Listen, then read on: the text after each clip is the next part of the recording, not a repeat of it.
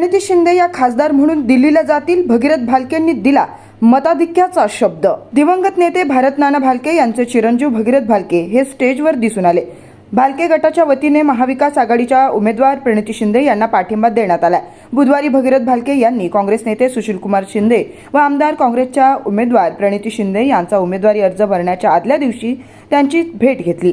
हे photo social मीडियावर viral झाले। दरम्यान काँग्रेसच्या उमेदवार प्रणिती शिंदे यांचा उमेदवारी अर्ज भरण्याच्या दिवशी ते काँग्रेसच्या स्टेजवर दाखल झाले। यावेळी बोलताना भालके यांनी दिवंगत नेते भारत भालके यांनी मागील 3 निवडणुकांमध्ये काँग्रेस नेते सुशीलकुमार शिंदे यांना पंढरपूर आणि मंगळवेढा मतदारसंघातून मताधिक्य दिले, तेच मताधिक्य यंदाही कायम राहील असा शब्द मी देतो आणि येणाऱ्या 4 जून रोजी प्रणिती शिंदे या खासदार म्हणून दिल्लीला जातील असा मनोदय व्यक्त केला आहे। लोकसबूत मराठी न्यूजच्या बातम्या पाहण्यासाठी चॅनलला सबस्क्राइब करा व बेल आयकॉन प्रेस करा।